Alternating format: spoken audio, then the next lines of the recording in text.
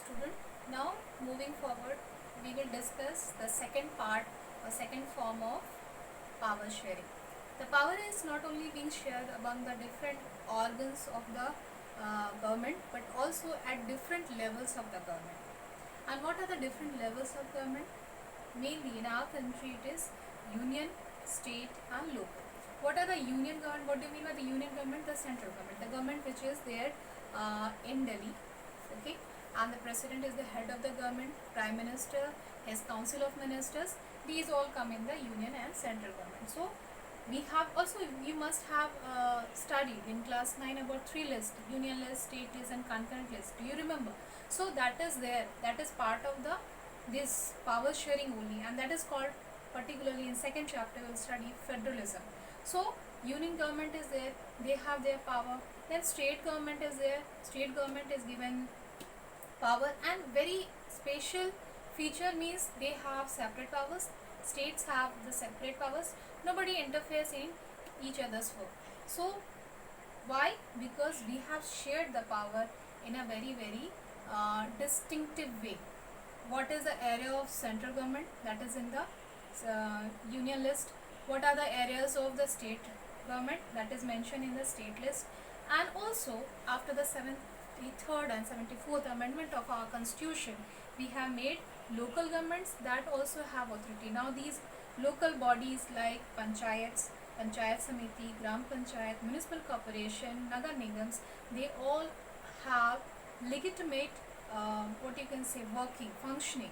They have budgets, they have rules and regulation for electing their heads. So we have shared the powers. Not power is not only concentrated in prime minister's hand or president's hand or council of minister, but also at different levels. We have powers at the central level, few powers has given to the state.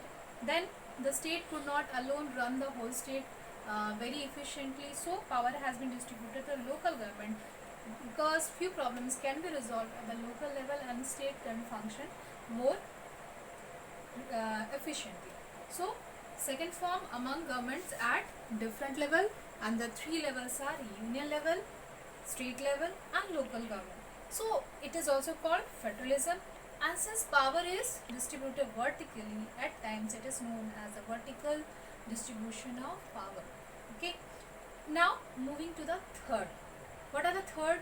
How third? In third type if we go, or third part we go, the power is shared among different social groups. What are the social groups?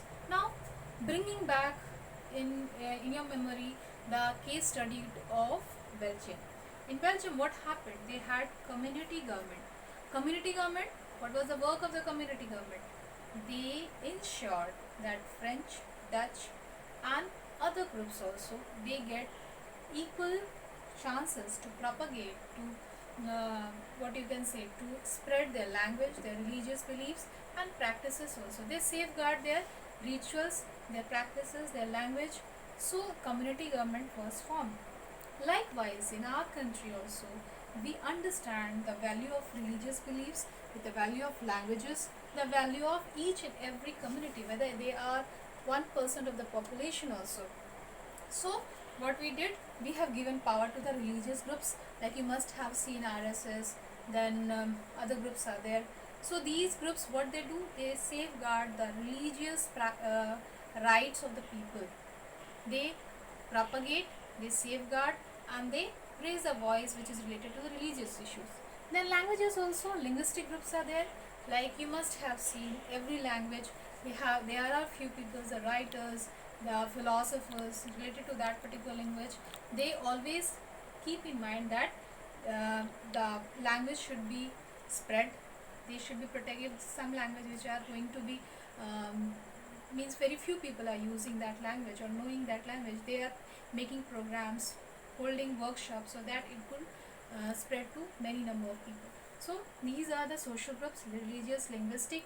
Not only this, in our country few communities had lagged behind. After the independence, they have not progressed, or before the independence, during the Vedic era or during the British era, they could not progress, they could not come to the mainstream, and they have not progressed that much. If you take the exam, if you compare the groups, you'll find few people are lag behind, like you must have studied in class 8 also. Marginalization, then you have scheduled castes, scheduled tribes, women. These people were weaker sections or lag behind sections of the and then OBCs also, they are the lag behind or less progress part of our society. So we have given them also some power. And what we have given, we have given them reservation, we have given them what you can say, preference in some fields. So we have, like an example I could give you, that we have reserved constituencies for SC, ST and women also. So this is the way to give power to the socially weaker sections of the society. These sections, SC, ST, women and physically challenged people, women, they are considered as a socially weaker section. So to give them some power so that they could also come to the mainstream, we have given power to these social groups also.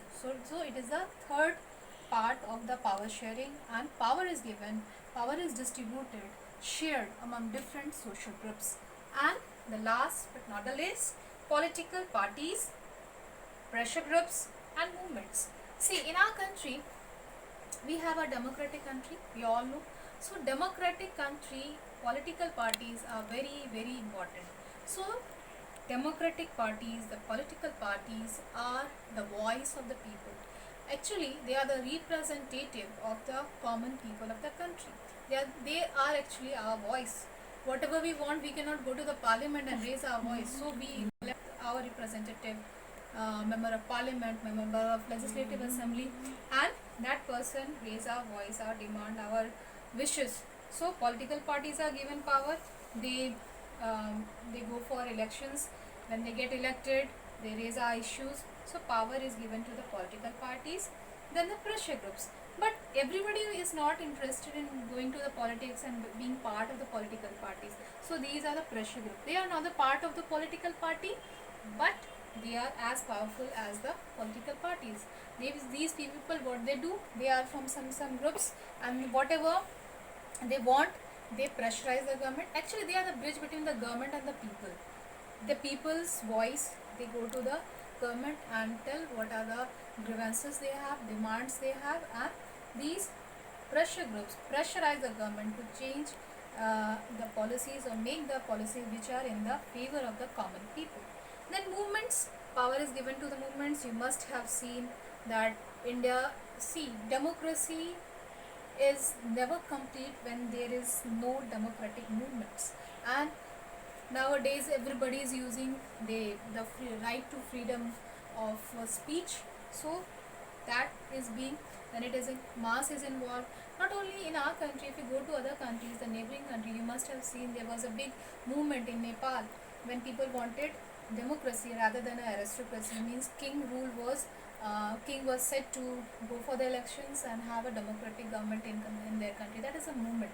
So in our country also we had few movements, and that has changed. Like there was a change for like policies. The Right to Information Act has come after a movement. So political parties, pressure groups and movements are also given power.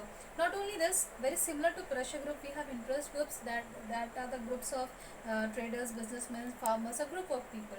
So all together in our country, each and every citizen is very, very important, a precious resource for the country, and they all are given power. That's why, being so diverse, having so much diversity in our country, we all are united as a country, as an Indian. So mainly four forms of power sharing is there: horizontal power sharing, and that is power sharing among different organs of government. Then power is shared among different levels of government.